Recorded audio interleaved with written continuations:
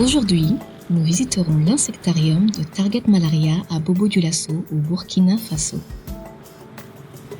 Le travail de Target Malaria au Burkina Faso est dirigé par l'Institut de recherche en sciences de la santé, IRSS.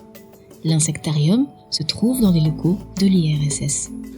Target Malaria est un consortium international de recherche à but non lucratif qui cherche à développer et partager des technologies génétiques nouvelles, durables et économiques visant à modifier les moustiques et réduire la transmission du paludisme.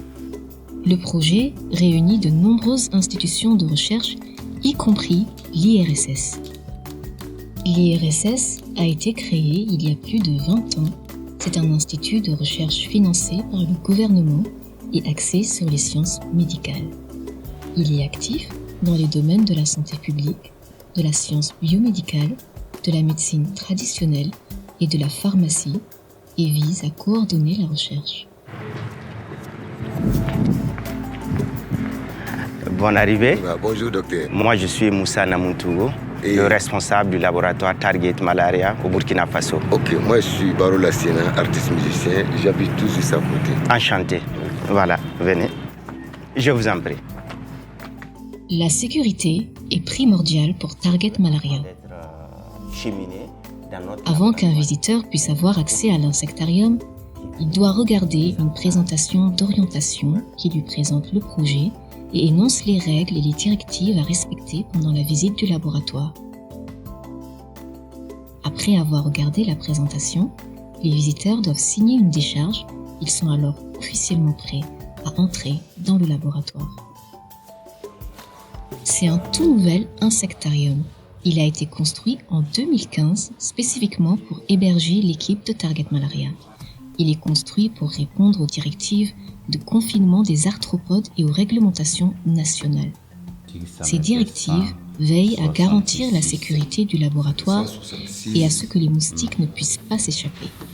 Au sein de ces directives, les moustiques génétiquement modifiés nécessitent un niveau de confinement ACL2. Pour s'assurer que notre travail est de haute qualité et que les résultats de nos recherches sont fiables, seuls quelques membres de l'équipe bien formés ont accès au laboratoire et tous les visiteurs doivent être accompagnés. À travers l'empreinte digitale de ce laboratoire.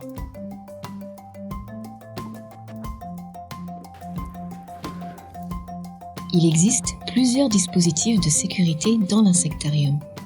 Voilà, vous pouvez, s'il vous plaît, passer à la signature. Vous allez devoir marquer votre nom. Le 27. Il y a un système à double porte lors de l'entrée dans le laboratoire, accessible après identification. Chaque porte ne peut être ouverte que lorsque l'autre est fermée, ce qui fait qu'entrer dans le laboratoire est un processus en 2 étapes. Cela garantit qu'aucun moustique ne peut se faufiler à travers les portes quand elles s'ouvrent. Il y a également des ventilateurs qui insufflent de l'air vers l'intérieur du laboratoire pour s'assurer que les moustiques ne peuvent pas s'échapper. Et un autoclave est utilisé pour décontaminer et tuer les déchets. Tout est stérilisé avant d'être éliminé.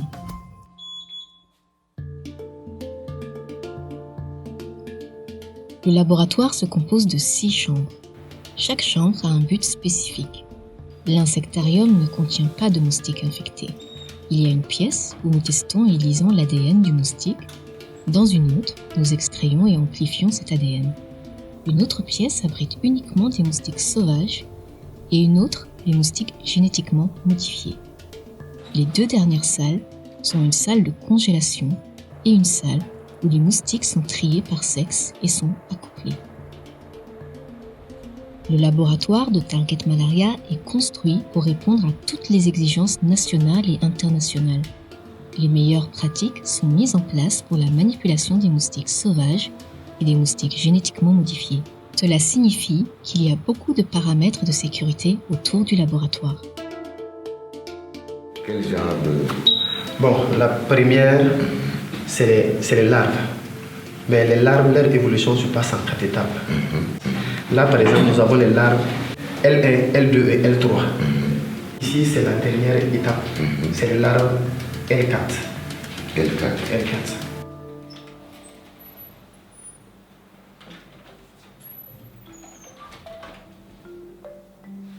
Une grande partie du travail de l'équipe consiste à trier les moustiques à l'état de larves.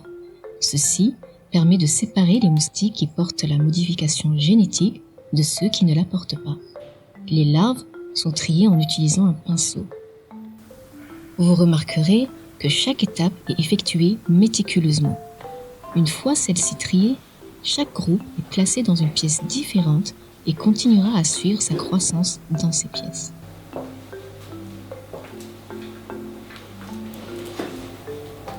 Une fois que les moustiques atteignent le stade de nymphe, les moustiques modifiés et non modifiés sont triés pour séparer les mâles des femelles.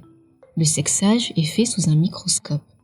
Une fois sexés, les mâles et les femelles retournent dans leur chambre pour devenir adultes. Les moustiques ont aussi besoin de manger. Les équipes les nourrissent à base de différents aliments. Les larves sont nourries avec de la nourriture pour poissons. Les moustiques femelles reçoivent un repas de sang provenant d'une source animale pour assurer la reproduction. Nous utilisons du sang de lapin. Ces lapins sont traités avec le plus grand soin. Pour se rapprocher autant que possible des conditions naturelles, les équipes utilisent la technique d'alimentation sur membrane où la température est ajustée à 37 degrés pour simuler la température corporelle. Le sang de lapin est disposé sur un disque qui est recouvert par une fine couche de parafilm pour imiter la texture de la peau. Les femelles piquent à travers le parafilm pour prendre leur repas. Donc ça veut dire que c'est les moustiques femelles qui commencent à prendre le sang. Voilà, c'est les femelles qui sont intéressées par le sang. Elles ont besoin de ce sang pour mûrir les œufs. Oui. Parce que dans le sang, il y a des protéines qui les intéressent. Et ces protéines servent à la maturation des œufs. Les moustiques mâles ne se nourrissent pas de sang. Ils se nourrissent de nectar de fruits. Une partie importante du travail dans le laboratoire est de maintenir les colonies de moustiques afin que nous puissions continuer à faire notre recherche. Les moustiques modifiés, c'est-à-dire les moustiques mâles stériles, ont été importés d'Italie sous forme de... J'ai au moins 22 mâles. 22 mâles. 22 mâles. Voilà. En plus de vérifier la présence de la modification génétique, l'équipe effectue également d'autres tests sur les moustiques. Le test PCR est nécessaire pour analyser l'ADN des moustiques afin de mieux comprendre leurs gènes. Maintenant, lorsque je mets sur ça, maintenant l'appareil là contient des rayons ultraviolets qui me permettent de voir les bandes d'ADN des différentes espèces de moustiques que nous cherchons.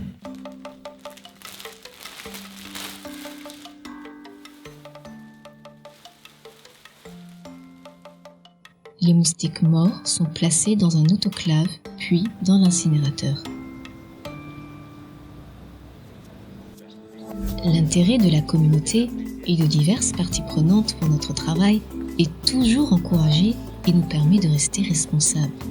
Alors que nous accueillons les visiteurs, nous devons néanmoins gérer le nombre de visites pour ne pas déranger les moustiques et le travail de notre équipe. Voilà, Monsieur Barreau, nous sommes à la fin de notre visite. J'espère que tu as vraiment apprécié. Vraiment, ça a été une très belle visite et je suis très content de regarder l'insectarium. Et les gens qui sont en train de travailler, j'ai vu comment les moustiques sont, j'ai vu les moustiques femelles, vraiment qui est en train de mettre le palu dans ce monde-là. Très content ce soir. Ok, vraiment, nous sommes... Merci beaucoup. À bientôt. Et à la prochaine. Voilà, au revoir. Vraiment. Nous espérons que cette vidéo a été utile et vous a permis de gagner une meilleure compréhension de notre travail.